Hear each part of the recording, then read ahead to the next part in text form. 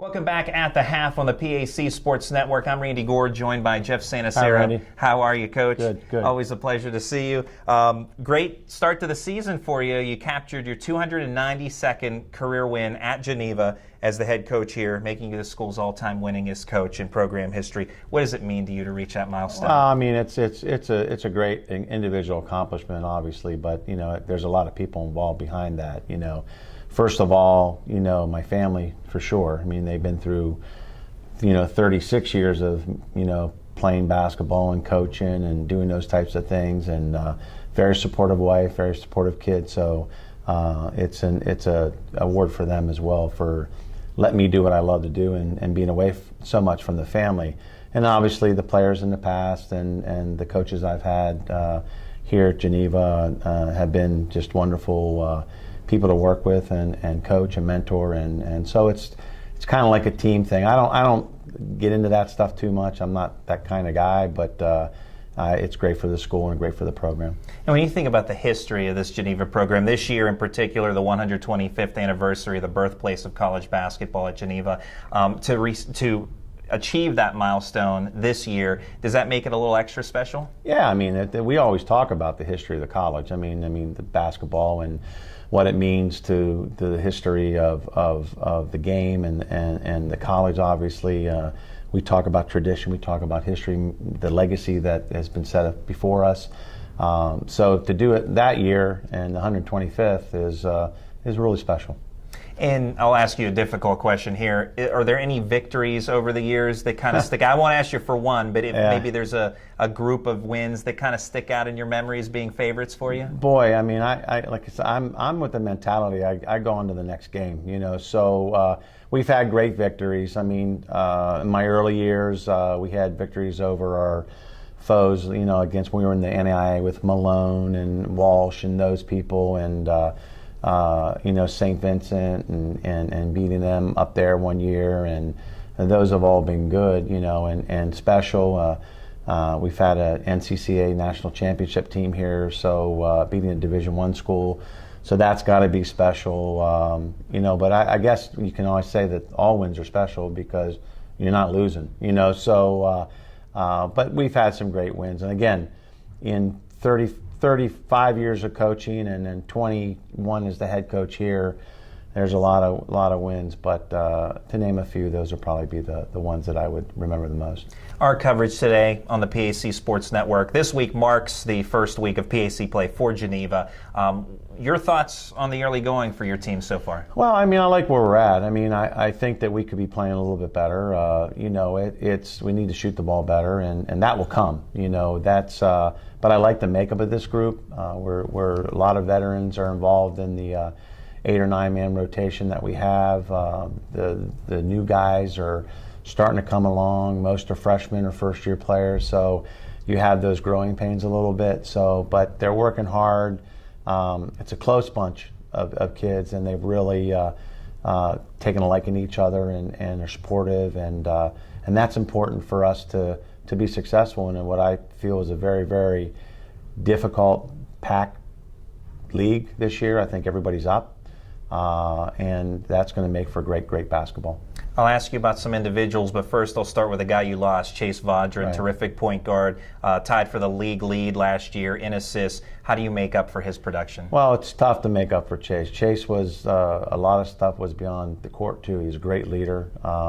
He was an emotional leader. This year we have 2 quiet leaders, and we'll talk about them a little bit later. But Chase was a player's coach. I mean, he knew what was going on. He was very well schooled. He knew the opponent back and forth.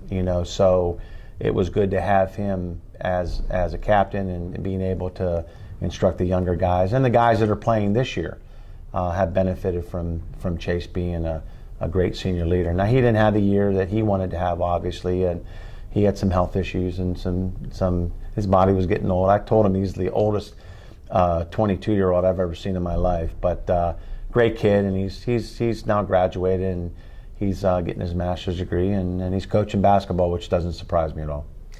you bring back two of the top scorers in the PAC in sophomore Ethan Moose, had a terrific freshman year, and senior Jimmy Licklider, who already achieved his 1,000th career point very early in the year on opening night. What's it like to bring those two guys back? Oh man, it's unbelievable because they're both, like you said, they're both top players in the league. I mean, I think that both are definitely worthy of first team All-Pac, and if we had a Rookie of the Year award last year in the Pac, which we don't, but I mean, I think Ethan Moose definitely would have been that. You know, if we would have had a better team-wise last year, I think he could have been Player of the Year. I mean, he just had that kind of year. And Jimmy, one of the best shooters I've ever seen at 6'7", it's tough to block his shot. Him and Chase were very similar, that he's another student of the game. So he understands the game. He's having that other coach on the floor. So, and he's been a great leader with the underclassmen this year. As far as Ethan, obviously with that great freshman year, and if I would have had a vote for Rookie of the Year, he certainly would have had mine. But how have defenses changed their focus to him, and how has he offset that? Well, not to give a scouting report away, but I think that they back off him a little bit. He's a very good penetrator of the ball, but he's very crafty when he gets in there. So people have tried to do that, and he still ends up scoring 14, 15 points a game on like 12, 13 shots, 14 shots, which we want him to get. But I think they try to get him in uncomfortable situations.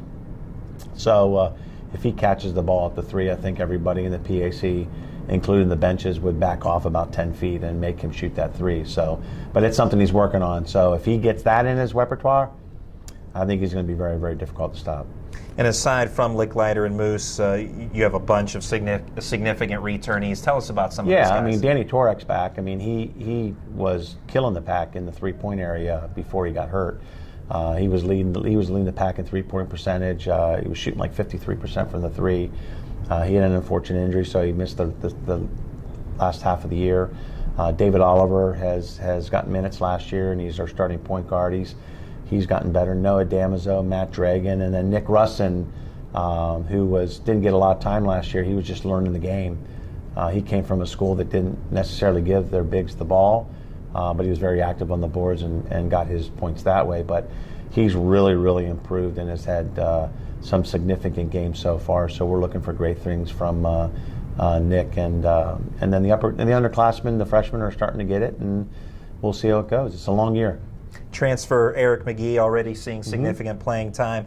His bounce from Penn State Beaver to Beaver County Community College last year, now here, of course, at Geneva. How does McGee fit in at Geneva? Well, Eric fits in really, really, really well. I mean, he walked in maybe a week and a half before classes started. He came up to me, and I was actually walking by, to go to another meeting, and I introduced himself to me, and I said, "Hey, how you doing?" He says, "Do you know where the head basketball coach is?" And I said, "He's standing right in front of him." And we talked, and he just wanted another chance. He wasn't happy, and for whatever reason, he never really said, but he just wanted another chance, and he has definitely made an impact, and he will definitely make an impact as we go forward.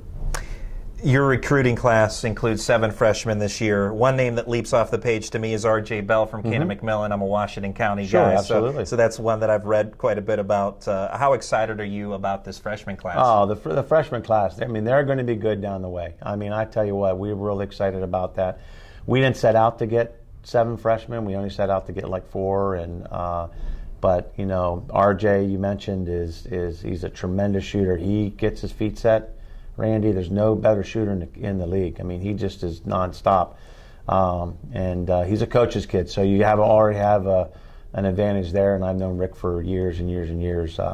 And then Mark Burkholder's another one he's from West Virginia, good athletic kid. And then we have a 6'8" kid from Cincinnati, AJ Stroop. Seandre Backus from Youngstown State, Jake Ford from Springfield local. So there's a lot of kids that are going to be making impacts down the way. Despite the fact that you were picked 8th, Geneva was picked 8th in the preseason poll, you're loaded with talent. We talked about really your entire roster, and you have a great blend of star power and youth.